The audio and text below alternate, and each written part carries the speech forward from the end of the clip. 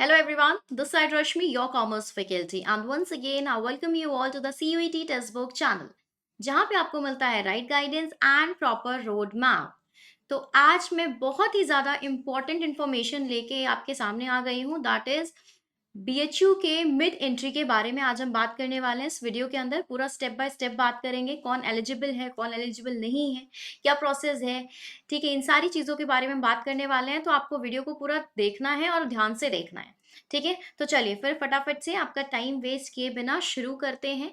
तो आप देख सकते हैं कि यहाँ पे बीएचयू जो है पोर्टल खुला हुआ है, ठीक है। यहाँ पे मैंने ये खोल रखा है और यहाँ पे आप जो है देख सकते हैं कि बीएचयू का जो नोटिस है, ठीक है, बीएचयू का नोटिस, आई होप कि आपको ये क्लियरली विजिबल है। बीएचयू ने नोटिस दिया हुआ है फॉर मिड एंट्री रजिस्ट्रेशन 2025 के लिए, ठीक है, जिसमें इन्होंने बताया है कि आपका जो मिड एंट्री के लिए जो रजिस्ट्रेशन है बीएचयू पीजी 2025 के लिए, वो ओपन हो चुका है और ये 27 जुलाई 2025 तक है, 11:59 पीएम तक, ठीक है। यानी जिसको भी मिड एंट्री लेनी है वो 27 जुलाई 2025 तक आपके पास टाइम है, लास्ट डेट है, आप तब तक मिड एंट्री ले लेंगे और ये 11:59 पीएम तक आपके पास ये अपॉर्चुनिटी बेटा अवेलेबल है, ठीक है। तो अब हम बात कर लेते हैं कि पूरा कंप्लीट प्रोसेस क्या है, एलिजिबिलिटी क्या है, ठीक है। एलिजिबिलिटी पे हम बात कर लेते हैं, ओके। चलिए, तो सबसे पहले इन्होंने कहा है no candidate is allowed to fill the mid entry registration who is occupying a seat in the regular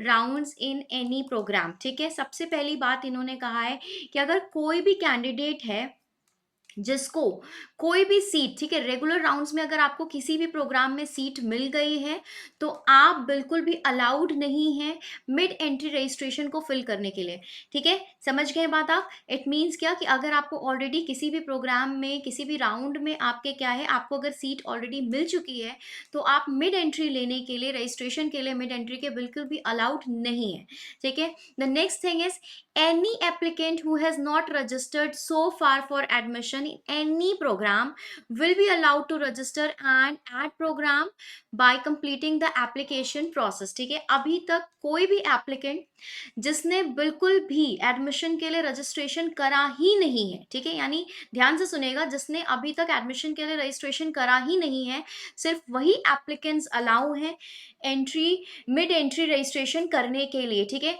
otherwise अगर आपने ऑलरेडी, आपको सीट मिल गई है किसी भी रेगुलर राउंड के अंदर तो आप अलाउड नहीं है, ठीक है। ओके, तो कोई भी बच्चा जिसने अभी तक रजिस्टर नहीं किया है, रजिस्ट्रेशन नहीं किया है किसी भी प्रोग्राम में एडमिशन के लिए, सिर्फ वो ही क्या है, वो रजिस्टर कर सकता है फॉर मिड एंट्री।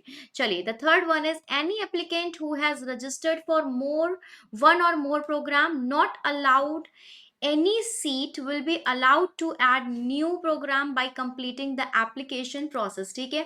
इसमें इन्होंने क्या कहा है, इन्होंने कहा है कि कोई भी एप्लीकेंट जिसने कोई भी प्रोग्राम में, ठीक है, किसी भी प्रोग्राम में अगर जो है रजिस्टर किया था but not allotted any seat, लेकिन उसे कोई भी सीट नहीं मिली है बेटा, तो वो स्टूडेंट अलाउड है, वो कैंडिडेट एक्चुअली अलाउड है रजिस्टर करने के लिए मिड एंट्री रजिस्ट्रेशन में, ठीक है। उस बच्चे को क्या है, अलाउड है कि वो मिड एंट्री रजिस्ट्रेशन कर सकता है। The next thing is any applicant who has applied and allotted a seat but failed to pay program fees or withdrawn the allotted seat will be allowed to add new program except in those previously opted और allocated, ठीक है। कोई भी ऐसा applicant जिसको seat, जिसने apply करा था और जिसे सीट अलॉट हो गई थी लेकिन फीस ना जो है फिल करने की वजह से या किसी अनदर रीजन से उसने क्या है, उसने विड्रॉ कर लिया था अलॉटेड सीट से, तो वो नए प्रोग्राम में क्या है, वो अलाउड है मिड एंट्री रजिस्ट्रेशन के लिए, ठीक है।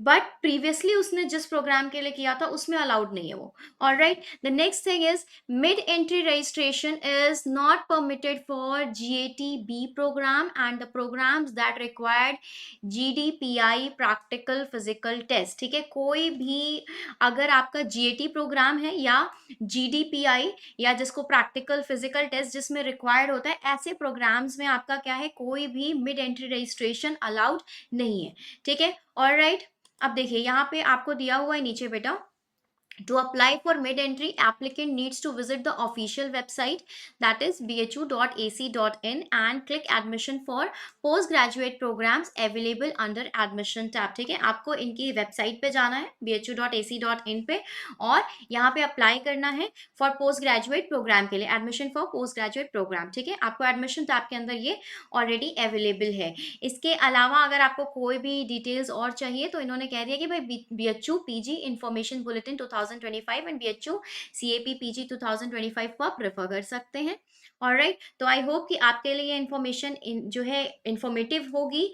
आप समझ गए होंगे कि कौन अप्लाई कर सकता है, कौन अप्लाई नहीं कर सकता है।